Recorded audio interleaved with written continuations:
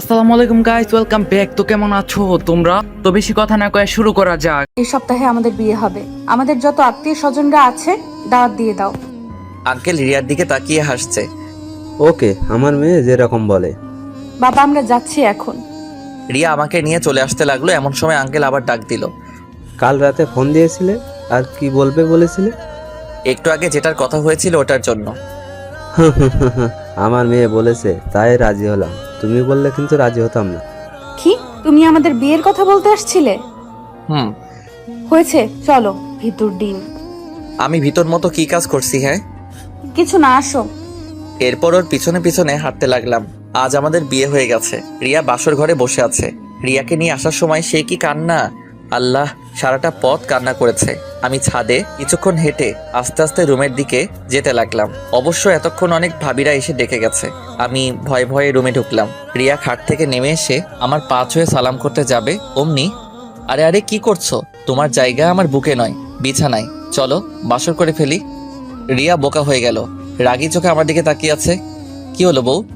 একটু আগে তুমি এগুলো কি বলছো? কই কি বলছি? শয়তান দাঁড়াও, বাসর আজকে ছুটাবো। মাথা থেকে শাড়ি নামিয়ে কোমরে গুছতে লাগলো। এরপর রুমের এদিক ওদিক কি যেন খুঁজতে লাগলো। কিছু না পেয়ে পিঠে দিল কি লাগটা। আমি আউ করে উঠলাম। বউ এরকম করছো কেন? আমার জায়গা তোর বুকে নাই, তাই না? আরে এটা কখন বলছি? তোর বুকে আমার জায়গা না থাকলে কাউকে থাকতে দেব না। আমাকে উড়াধরা মারতে লাগলো। আমি আর না পেরে রিয়াকে শক্ত করে জড়িয়ে ধরলাম। শুনেছি বাসুরাতে বড় বউ কত কিছু করে, ভালোবাসে। আর আমার বউ দেখে আমাকে মারতেছে। এটা শুনলে আমার মান ইজ্জত থাকবে? শান্ত হও জান। না, শান্ত হতে চাই না। ওকে, আমি দেখি কেমনে শান্ত না হয়ে থাকো। আমি রিয়াকে আমার দিকে ঘুরিয়ে ঠোঁট জোড়া এক করে দিলাম। রিয়া অনেক জোরাজোরি করছে ছাড়া পাওয়ার জন্য। এরপর আর না পেরে আমার সাথে তাল মিলাতে লাগলো। আস্তে আস্তে দুজনে গভীর ভালোবাসার সমুদ্রে ডুব দিলাম। রিয়া গোসল করে এসে দেখলো আমি এখনো ঘুমাচ্ছি। এরপর আমার মুখের সামনে বসে খুঁটিয়ে খুঁটিয়ে দেখতে লাগলো। রিয়ার মাথায় দুষ্ট বুদ্ধি আসলো। আমার নাক চেপে ধরলো। হঠাৎ আমার মনে হলো দম বন্ধ হয়ে আসছে। আমি নিঃশ্বাস নিতে পারছি না। আমি ধরপড়িয়ে উঠে পড়লাম। পাশে দেখলাম রিয়া হাসতে হাসতে লুটিয়ে পড়ছে।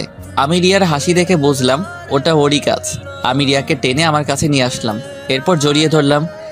কি ম্যাডাম, শয়তানি করা হচ্ছে বুঝি? ছাড়ো আমাকে, ফ্রেশ হয়ে আসো। না।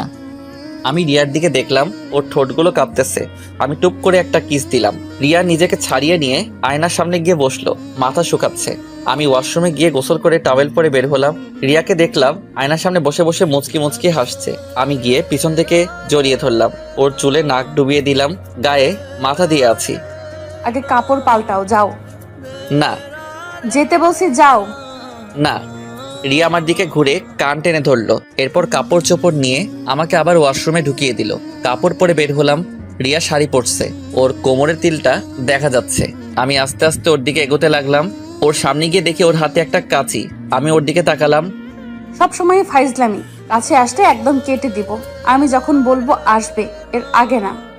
পারবো না। আমার কথা না শুনলে কথা নাই, যাও। আমি কে যা আমার কথা শুনবে? ওকে যাও, আসবো না আর। খুশি তো এবার? হুম। আমি দরজা খুলে বের হয়ে গেলাম। এরপর নাস্তার টেবিলে গিয়ে বসলাম। টেবিলে দেখলাম অনেক খাবার। কিছু খাবার মুখে দিলাম। এমন সময় রিয়া এসে আমার কোলে বসলো। উঠো। না, উঠবো না। খাইয়ে দাও আমাকে। বয়ে গেছে আমার, পারবো না। দিবে না? না। সত্যি? হুম। আমি কিন্তু রাগ করব। করো, আমার কি। আমি কিন্তু সত্যি সত্যি রাগ করব। তো করো না। যাও, তোমার সাথে কথা নাই। রিয়া আমার উপর থেকে উঠে অন্য চেয়ারে গিয়ে বসলো। আমি মনে মনে আমার কি যাকগে, আমি চামচ নিয়ে মুখে দিব অমনি রিয়া আমার হাত ধরেও খেয়ে নিল। আমার দিকে তাকাচ্ছে না। আমি আবার খাবার মুখে দিব অমনি খেয়ে নিল। দুজনে দুষ্টুমি করতে খাবার খেয়ে শেষ করলাম। এরপর কলিং বেল বেজে উঠলো। রিয়া গিয়ে দরজা খুলে দিল। আমি যাকে দেখলাম মনে মনে বলে উঠলাম, রুহি, রিয়ার সাথে দুষ্টুমি করে খাবার শেষ করছি। এমন সময় কলিং বেল বেজে উঠলো। আমি উঠতে যাব অমনি রিয়া। তুমি বসো, আমি দেখছি। এরপর রিয়া গিয়ে দরজা খুলে দিল। এরপর যাকে দেখলাম, রুহি রিয়াকে ধাক্কা দিয়ে ঘরে ঢুকে গেল। রিয়া ওখানে চুপ করে দাঁড়িয়ে আছে।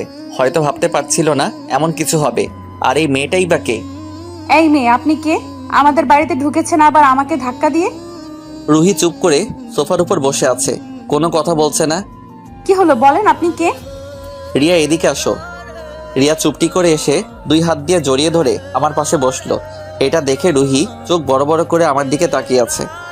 আয়ান, কে এই মেয়ে? তোকে জড়িয়ে ধরেছে কেন? আমি আমার স্বামীকে জড়িয়ে ধরছি, অন্য কাউকে না। আর আপনি বলার কে? এই মেয়ে, তুই যদি আরেকবার কথা বলিস। রিয়ার দিকে রাগি চোখে তাকিয়ে আছে, মনে হচ্ছে এখনই গিলে খাবে। আর একবার কথা বললে কি? হ্যাঁ, আমার বাসায় এসে আমাকে ধমক দিচ্ছেন?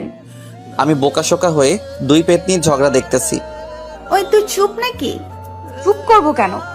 রুহি রাগে রিয়ার দিকে আসতে লাগলো। যেই না রিয়ার কাছে আসবে, রুহি তোর সিটে গিয়ে বস, আমি বলছি। এই মেয়েটা যেন আর কথা না বলে, যা বলার তুই বল। আয়ান, আমার কিন্তু রাগ হচ্ছে। একটা অচেনা অজানা মেয়ে এসে আমাকে চুপ করতে বলছে, তুমি কিছু বলো। রুহি রাগে ফায়ার হয়ে এসে রিয়ার চুল ধরলো। একে অপরের সাথে মারামারি লেগে গেছে। একজনে বলছে তোকে আজকে এখানে পুঁতে রেখে দিব, আরেকজনে বলছে তুই আমার বাড়ি এসে আমাকে ধমক দিস, তোকে আজকে খাইছি। আহ, কি মজার না দৃশ্য। পরে কি হচ্ছে বুঝতে পেরে ছুটাতে গিয়ে দেখি দুজনে এক্সপার্ট, কেউ কাউকে ছাড়তেছে না। পরে রাগ করে ঠাস করে একটা রিয়ার গালে চর বসিয়ে দিলাম। একটা থাপ্পড়ে দুজনের ঝগড়া শেষ।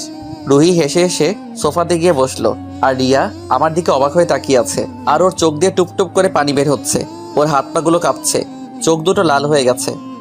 সরি রিয়া, ভুল হয়েছে। কি করে বসছি জানি না। আমি রিয়ার হাত ধরতে গেলে রিয়া ঝাড়ি মেরে দৌড়ে উপরে চলে গেল। হয়তো রুমে গিয়ে এখন কান্না করবে। আমি ধপ করে সোফার উপর বসে পড়লাম, মাথায় হাত দিয়ে বসে আছি। রুহি এড়ে আমার পাশে বসলে আমি দূরে সরে বসলাম। মেয়েটা কে আয়ান? তুই এখানে কেন আসছিস? মেয়েটা কে? দেখ, তোর কারণে ওকে থাপ্পড় মারছি। প্লিজ এমন কিছু করিস না যাতে আমাদের সংসার ভেঙে যায়। কি সংসার? কিসের সংসার? কার সংসার? রিয়া অবাক হয়ে দাঁড়িয়ে গেল। রুহি তুই শান্ত হয়ে বস আর আমার কথাগুলো শোন। না, এরকমই বল। একটু আগে যার সাথে ঝগড়া করলি সে হচ্ছে রিয়া, আমার বউ। আর আমাদের বিয়ে হয়েছে কালকে। তুই বিয়ে করেছিস? হুম। আমাদের একটু বলার প্রয়োজন মনে করলি না? তুই নিজেই ঘর থেকে বের করে আবার বলিস তোকে কেন বলিনি। এখানে কেন আসছিস তুই, ওটা বল। তুই আমার সাথে এভাবে কেন কথা বলছিস? কিভাবে বলছি? হ্যাঁ, তুই অনেক পাল্টে গেছিস আয়ান। আমার আগের আয়ান শেষ হয়ে গেছে। রুহি কান্না করতে করতে চলে গেল। ও রুমে গিয়ে দরজা বন্ধ করে দিল। আমি মনে মনে ভাবতেছি কোন জ্বালায় পড়লাম আল্লাহ জানে, সামনে কোন ঝামেলায় পড়ি। আল্লাহ সব ঝামেলা থেকে উদ্ধার করো। আমি আস্তে আস্তে রুমে গেলাম, গিয়ে দেখি রুমের দরজা খোলা। আমি ভয়ে ভয়ে রুমে ঢুকলাম। রিয়াকে দেখলাম বেলকনিতে দাঁড়িয়ে দাঁড়িয়ে কান্না করছে। কিছুক্ষণ পরপর হাতের উল্টো পৃষ্ঠা দিয়ে পানি মুছতেছে। আমি গিয়ে পিছন থেকে জড়িয়ে ধরলাম। বউ, এরকম করো না, আগে আমার কথা শোনো। না, তোর সাথে কোনো কথা নাই, যা আমার চোখের সামনে থেকে। সত্যি চলে যাব। যা, তোকে যেন আমার চোখের সামনে না দেখি। যাচ্ছি কিন্তু। হুম। আমি যাচ্ছি এবার। রিয়াকে তখনও জড়িয়ে ধরে আছি। রিয়া আমার দিকে ফিরে আমার গলা চেপে ধরলো। তুই অন্য একটা মেয়ের জন্য আমাকে মারলি, তোকে আজ মেরে ফেলবো। তাই নাকি? দেখি মারো, তোমার হাতে মরতেও রাজি আছি। মরার খুব শখ না? হুম, শুধু তোমার হাতে। রিয়া আমার গলা চেপে ধরলো। যখন একটু জোরে চেপে ধরলো, মাটিতে লুটিয়ে পড়লাম। রিয়া আমার মাটিতে পড়ে যেতে নিলে আমাকে ধরে ফেললো। এরপর কোনো মতে বিছানায় নিয়ে গিয়ে ফেললো। আমি চোখ বন্ধ করে মরার মতো শুয়ে আছি। রিয়া আমার এই অবস্থা দেখে হাতের পালস চেক করতে লাগলো। এরপর বুকে কান দিয়ে দেখতে লাগলো, হয়তো বুঝতে পেরেছে আমি মরিনি। এরপর পানি এনে একটু করে আমার মুখে মারলো। দেখলো আমি চোখ খুলতেছি না। এটা দেখে রিয়া কান্না করে দিবে এমন অবস্থা হয়ে গেছে। আয়ান, ওঠো, কি হয়েছে তোমার? আয়ান, আয়ান। আমার ডাকতে লাগলো আর কান্না করছে। আমার বুকের উপর শুয়ে ফুপিয়ে ফুপিয়ে কান্না করছে। এরপর মনে মনে ভাবলাম আর না কাঁদালেই ভালো। রিয়া আমাকে কতটা ভালোবাসে জানি না, তবে আমার থেকে বেশি ভালোবাসে। আমি রিয়াকে জড়িয়ে ধরলাম। এরপর ওকে নিচে পেলে ওর উপরে উঠে বসলাম। এতক্ষণে বুঝতে পেরেছে আমি ভঙ্গ ধরছি। আমার জানটা অনেক কান্না করছে। দেখি চোখের পানিগুলো মুছে দিতে যাব, এমন সময় রিয়া আমাকে নিচে ফেলে আমার উপর রিয়া উঠে গেল। তুই অনেক ভং ধরতে জানিস, আমাকে অনেক কাঁদাতে জানিস, আমাকে কাঁদানো ছোটাচ্ছি। হঠাৎ রিয়া আমার মুখে কামড় দিয়ে বসলো। এরপর ঠোঁটে অত্যাচার শুরু করলো। রিয়া যেভাবে চুমু দিচ্ছে এগুলো চুমু না। আল্লাহ, এক হাতে বুকে চিমটি দিয়ে ধরছে, অন্য হাত দিয়ে আমাকে ধরে জোরে জোরে চুমু খাচ্ছে। মনে হচ্ছে আজকে আমি শেষ। আল্লাহ, আমার ঠোঁট ছেঁড়াবেড়া বানাই ফেলছে। রিয়া আমার উপর থেকে যখন উঠলো, ঠোঁটে হাত দিয়ে দেখি রক্ত। আমি লাফিয়ে উঠে পড়লাম। এরপর আয়নার সামনে গিয়ে অবাক, আমার গালে রিয়ার দাঁতের ছাপ বসে গেছে, ঠোঁট দিয়ে রক্ত পড়তেছে। আমার মোট কথা আমার মুখের 12টা বাজাই দিছে। রিয়ার দিকে তাকিয়ে দেখে হাসতেছে, মনে হচ্ছে কোনো বিশ্বযুদ্ধ করে বিজয় হয়েছে। আমি গালে হাত দিয়ে রিয়ার কাছে গেলাম।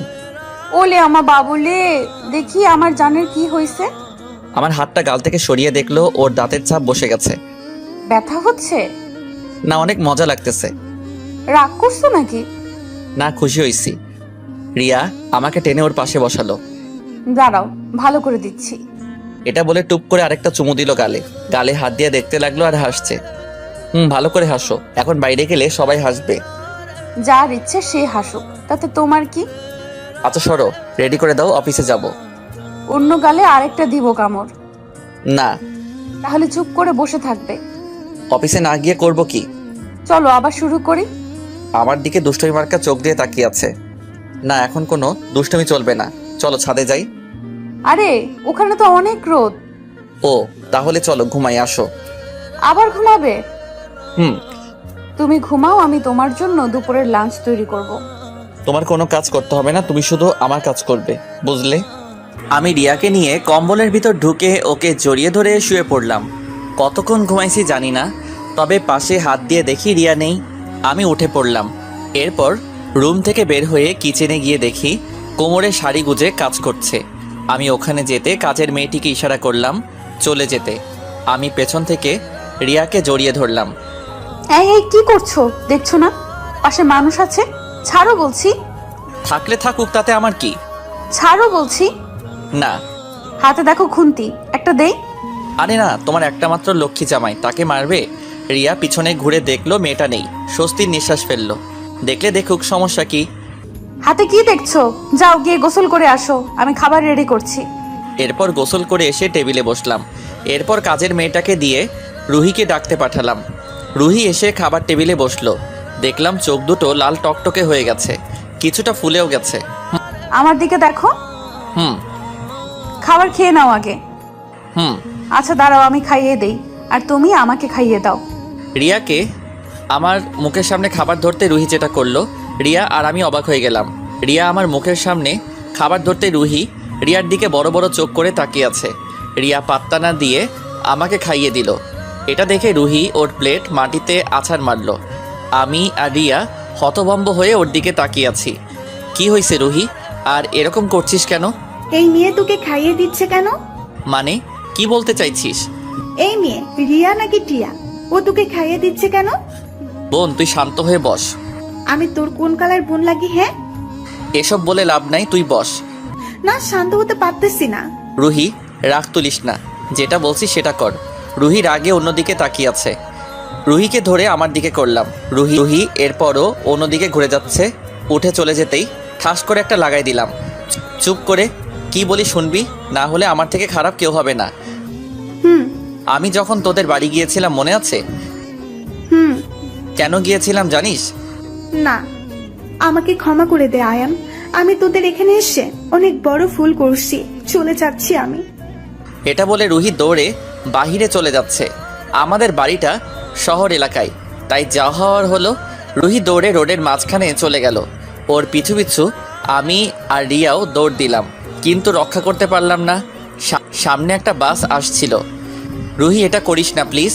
রুহি রুহি রুহি রুহি আমাদের দিকে তাকিয়ে আছে। ওর চোখ দিয়ে পানি পড়তেছে। ও মনে মনে ভাবতেছে, প্রিয়জনকে না পাওয়ার চেয়ে একেবারেই চলে যাওয়া ভালো। মরে গেলে মনে হয় সব কষ্ট দূর হয়ে যাবে। রুহি বাসের ধাক্কা খেয়ে অনেক দূরে ছিটকে পড়ল। আমি আর রিয়া জোরে রুহি বলে চিৎকার করে উঠলাম। রুহির কাছে দৌড়ে গেলাম। রুহি ছোট ছোট চোখ করে আমার দিকে তাকিয়ে আছে। চোখ দিয়ে পানিও পড়তেছে, আবার হাসতেছে। চিন্তা করিস না আয়ান, কাউকে আর জ্বালাবো না, চিরতরে ঘুমিয়ে যাব। এরকম বলিস না রুহি, কিছু হবে না তোর। আমাকে বাঁচাতে চেষ্টা করিস না আয়ান, আমি মরতে চাই। না, তোকে আমি কিছুতেই মরতে দিব না। রুহি এক হাতে আমার গলা জড়িয়ে ধরে আর বুকে মাথা দিয়ে হাসতেছে। রুহির এই হাসির মানে কি তা আমার অজানা। আমি রুহিকে কোলে তুলে নিলাম। অ্যাম্বুলেন্স ডেকে রুহিকে হাসপাতালে নিয়ে গেলাম। রুহিকে ওটিতে নিয়ে গেল।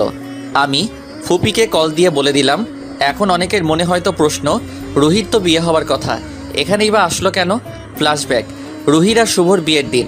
শুভর ফোনে একটি কল আসলো। ভাই কেমন আছেন? ভালো, আপনি কে? মনে করেন আপনার আপন কেউ। কথা না ঘুরিয়ে, কথা না পেঁচিয়ে কি বলার আছে বলেন। তা তো বলবই। দেখেন আমি খুব বিজি, কি বলার আছে বলেন। আপনার ফোনে একটা ভিডিও দিলাম, দেখেন। আর আমাকে কিছু বলতে হবে না, আপনি নিজেই ভিডিওটা দেখলে বুঝতে পারবেন। এটা বলে ওই অচেনা লোকটি কল কেটে দিল। এরপর শুভ ওই ইমোতে গিয়ে দেখে একটা অচেনা নাম্বার থেকে ভিডিও আসছে। এরপর শুভ যেটা দেখলো ওর মন খুশিতে ভরে উঠল। মনে মনে বলে উঠল, পাইছি রুহি চৌধুরী। ভিডিওটাতে দেখা যাচ্ছে রুহি একজন মানুষকে মারতেছে, 4-5 জন লোকে একটা মানুষকে ধরে আছে, আর রুহি ওই মানুষটাকে জবাই করে দিছে। এরপর ওরা ওই ব্যক্তিকে রেখে পালিয়ে গেল। এদিকে শুভ থানার ওসিকে ফোন দিয়ে বলে দিল যা করার দরকার, এবং সাথে ভিডিও ও পাঠিয়ে দিল। এদিকে রুহির মোবাইলে একটা ভিডিও আসলো। ওর যা দেখলো হাত থেকে মোবাইল পড়ে গেল। ও একটা লোককে খুন করছে, আর এটার ভিডিও বা কে করলো? রুহি বেনারসি খুলে নর্মাল কাপড় পরে চুপি চুপি ঘর থেকে বের হয়ে গেল। এরপর কি করবে ভেবে ঢাকার বাসে উঠে পড়ল। এরপর ওর বাবার মোবাইলে একটা মেসেজ দিয়ে দিল। ওখানে লেখা ছিল, বাবা আমি আয়ানকে ভালোবাসি, তাই ওর কাছে চলে যাচ্ছি। আর আমাকে কেউ খুঁজলে বলবে পালিয়ে গেছি। আমার জন্য তোমরা কেউ চিন্তা করো না। আল্লাহ হাফেজ। এরপর তো আপনারাই জানেন কি হলো। 2 ঘন্টা পর ডাক্তার বের হলো। আমি দৌড়ে ডাক্তারের কাছে গেলাম। এরপর ডাক্তার যেটা বলল সেটা শুনে আমার মাথায় আকাশ ভেঙে পড়ল। সব কিছু কেমন যেন অন্ধকার অন্ধকার মনে হচ্ছে। আপনার পেশেন্টের অবস্থা তেমন ভালো না, আর আমরা আমাদের যথেষ্ট চেষ্টা করেছি, কিছুই হয়নি। বাকি সব আল্লাহর হাতে। ওনার হাতে বেশি জোর 2 ঘন্টা অথবা 3 ঘন্টা সময় আছে। আপনারা কথা বলতে চাইলে কিছুক্ষণ পর দেখা করে আসেন। আমি রিয়ার দিকে তাকালাম, দেখলাম ওর চোখে পানি। আমি কোনো মতে পা নাড়াতে পারছি না। ধপ করে চেয়ারে বসে পড়লাম। চোখ দিয়ে টুপটুপ করে পানি পড়তেছে। রিয়া এসে পাশে বসলো। এরপর কষ্ট করে উঠে আস্তে আস্তে রুহি রুমির দিকে পা বাড়ালাম। রুহির সারা মাথায় ব্যান্ডেজ দিয়ে পেঁচানো। আমি গিয়ে ওর পাশে বসলাম। এরপর ওর হাত দুটো আমার হাতে নিলাম। রুহি রুহি মিটমিট করে চোখ খুলল। আমি ওর দিকে তাকাতে পারছি না, কষ্টে বুক ফেটে যাচ্ছে। তোকে অনেক কষ্ট দিছি না, মাফ করে দে আমাকে। এরকম করে বলিস না, তোর কিছু হবে না। না রে, আমি অনেক খারাপ, অনেক অনেক খারাপ। আমার মতো মেয়ে দুনিয়ায় না থাকাই ভালো। রুহি তুই কেন এরকম করতে গেলি? তুই জানিস না তোর সাথে কথা না বলে থাকতে পারি না।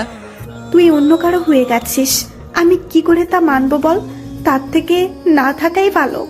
রুহির কথা বলতে অনেক কষ্ট হচ্ছে, তা দেখে বোঝা যাচ্ছে। ভাবি কোথায়? এই তো। রিয়া এসে আমার পাশে দাঁড়ালো। আমি আপনাকে অনেক কষ্ট দিছি, প্লিজ আমাকে মাফ করে দেন।